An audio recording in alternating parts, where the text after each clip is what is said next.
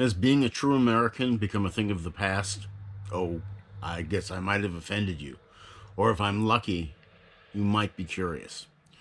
What I'm about to do is launch into a description of what I consider a true American would do during this virus pandemic, via a description of what Americans did during World War II. Yes, that World War II. I realize, though many of you may pay lip service to what is called our last holy war, based on what I've seen lately and the way people have been acting, many of you consider it a mythical history that is not worthy of a second look.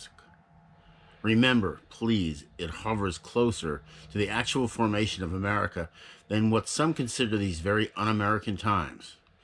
We've become something new and ugly as a nation lately. That war was the greatest crisis our nation ever faced. Now, for those of you who believe that your rights are the only things that are important in our nation, whatever that means, think of the consequences of your angry denial of reality. This includes rights to ignore the effects of consistent close contact despite the deaths of tens of thousands of people that don't deserve the results of your exercising your rights. Some of you have taken their rights to live away. Or your right not to wear a mask. Wearing a mask is estimated to result in 30,000 fewer deaths. Is this what America means to you, the greatest country in the world? Now, where am I going with all this? What follows is a short description of World War II and the life of an American back then. This comes from WWWhistory.com.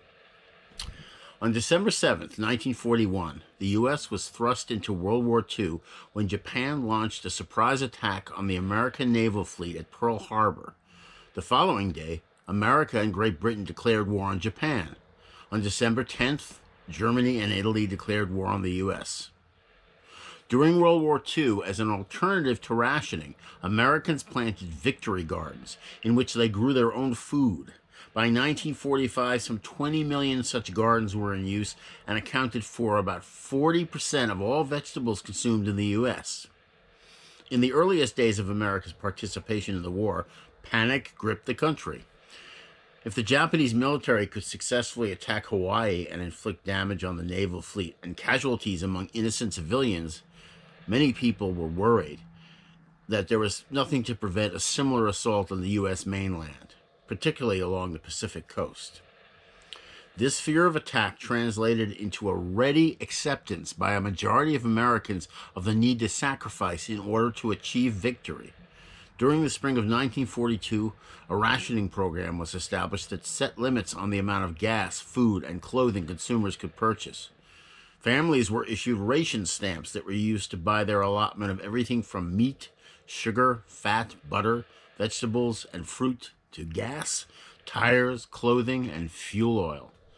The United States Office of War Information released posters in which Americans were urged to do with less so they'll have enough. They meaning the U.S. troops. Meanwhile, individuals and communities conducted drives for the collection of scrap metal, aluminum cans, and rubber, all of which were recycled and used to produce armaments. Individuals purchased U.S. war bonds to help pay for the high cost of armed conflict. Now, if you think this is quaint and meaningless in terms of American history, and even in terms of the current crisis we are in, then I feel sorry for you. You will never understand what being an American truly means. You are entitled and don't understand what Americans during that war understood. That being an American is a responsibility, not a privilege. Ask yourself why these people made the sacrifices they did. And why in God's name do you think you don't need to?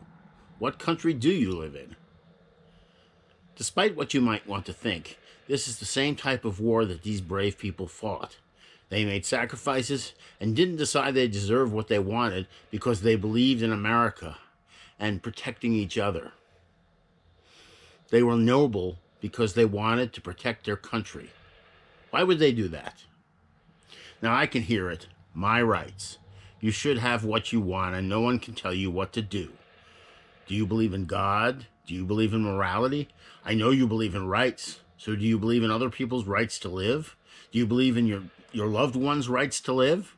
If you believe that you aren't part of this equation, you are living in a dream world, and one that can come crashing down without any warning.